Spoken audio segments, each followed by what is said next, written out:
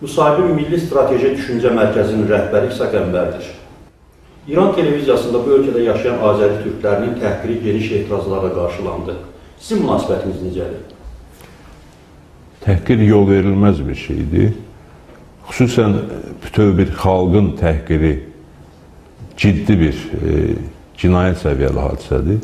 Və söhbət də televiziya kimi kütləvi informasiya vasitəsindən gedirsə, bu ümumiyyətlə yol verilməzdir. Buna münasibət birmənalı olaraq pisdir. Heç bir millətin, heç bir xalqın təhqirinə yol vermək olmaz.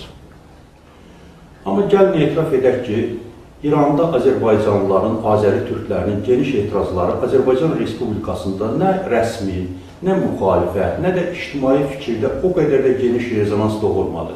Səbəbi nədir? Sözün doğrusu, mən o fikirdə deyirəm ki, geniş etiraz doğurmayıbdır, əks-səda verməyibdir. Bu hadisə Azərbaycanda ciddi müzakirə edilir, xüsusən sosial şəbəkələrdə, demokratik düşərgədə və elə yar zarafat, yar ciddi onu da deyə bilərəm ki, sosial şəbəkə iştirakçılarının yarısı bu hadisəyə münasibət bildirirlər, etirazlarını, narahatlıqlarını, narazılıqlarını bildirirlər. Digər yarısı isə sizin dediyiniz kimi heç kim bu məsələyə diqqət yetirmədiyi barədə yazır, ancaq əslində qalsa kifayət qədər diqqət yetirilir. Mən Müsavat Partiyasının divanının bu məsələyə rəsmi münasibətini xatırlayıram, bir neçə gün əvvəl edilibdir. Digər siyasi qüvvələr, təşkilatlar, ictimai-siyasi xadimlər də bu məsələ ilə bağlı mövqelərini yazırlar, bildirirlər. Yəni, kifayət qədər reaksiya verilir. Hakimiyyət buna reaksiya vermir. Bunun səbəbləri təbii ki, təəssüf doğrucudur. Çünki Azərbaycan hakimiyyəti özünü 50 milyonluq Azərbaycan xalqının rəhbərliyi adlandırsa da, bu məsələlərdə susmağa üstünlük verir və susqunluğun əsas səbəblərindən biri də təəssüf ki, qorxudur. Yalnız öz hakimiyyəti ilə bağlı məsələlərdə mövqe ifadə etmək, başqa hallarda isə hakimiyyəti qorumaq naminə İran kimi, Rusiya kimi rejimlərin qarşısında qorxu nümayiş etdirmələridir Azərbaycan hakimiyyət nümayəndələrinin. Bu çox mənfi bir haldır. İranda çoxsaylı Azərbaycanlılar, Azərbaycan türkləri həbs edilibdir. Onların ictimai müdafiəsinin təşkili ilə bağlı Azərbaycan Respublikasında hansı işlər görülməlidir? İnsan haqlarının müdafiəsi kontekstində ciddi addımlar atılmalıdır. Yəni, bu həm birbaşa bəyanatlar, müraciətlər, petisiyalar şəklində də ola bilər, imza toplanması şəklində də ola bilər, beynəlxalq təşkilatlarla iş gücləndirilməlidir. Bildiyim qədər Bakıda İran səfirliyinin qarşısında aksiyalar keçirmək cəhdi də olubdur gənclər tərəfindən. Yəni, bu da etiraz formasıdır. Bütün etiraz formlarına istifadə edilərək İranda bu siyasi məhbusların, bu məsələ ilə bağlı həbs edilən insanların hamısının azad olunmasını tələb etmək lazımdır. Sadəcə Azərbaycan hakimiyyətinin siyasəti nəticəsində elə absurd bir siyasət yaranıb ki, istənilən ölkədən siyasi məhbusların azad edilməsini tələb edəndə haqlı cavabla rastlaşırıq ki, öz ölkənizdəki siyasi məhbusların məsələsi həll olunubmu ki, siz başqa ölkələrdə də bu məsələni qaldırırsınız. Amma demokratiya sərhəd tanımayan, bütün dünya ölkələrinə aid olan bir dəyərdir və insan haqlarını hər yerdə müdafiə etməliyik, bütün dünyada müdafiə etməliyik. Biz dünyanın hər yerində hüququ pozulan insanları müdafiə etməliyik ki, dünya da Azərbaycanın problemlərinə diqqət eləsin.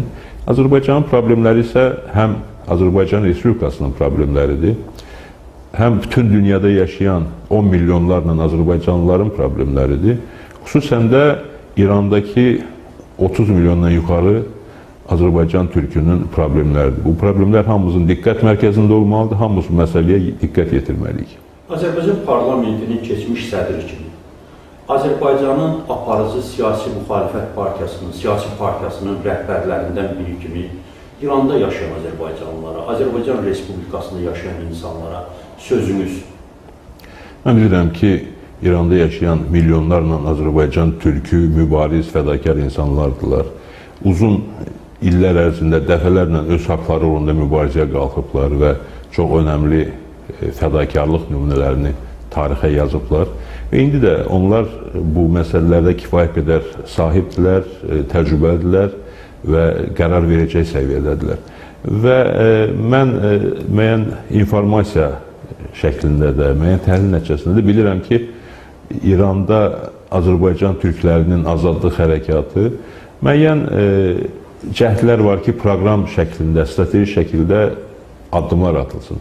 Yəni, açığı mən istəmirəm ki, İranda Azərbaycan türklərinin etirazları yalnız İran televiziyalarında, İran mətbuatında, İran məmurların dilindən səslənən təhqirlərlə bağlı olsun.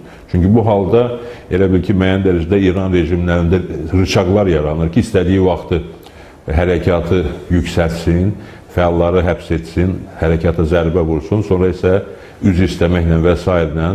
Bu hərəkatı zəiflətsin, səngitsin. Bu, belə olmamalıdır. Bu, təbii ki, hərəkatda belə mərhələlər də olur, ancaq belə olmamalıdır. Xalq öz proqramı, öz strategiya əsasında hərəkət etməlidir və mən inanıram ki, Azərbaycan türkləri də bunu edirlər və edəcəklər. Ümumi mənada götürəndə isə mən o fikirdəyəm ki, İranın gələcəyini həm İranda yaşayan milli çoxlu olan Azərbaycan türkləri, həm İranda yaşayan digər milli azlıqlar və İranın demokratik düşüncəli insanları bir yerdə həll etməlidirlər.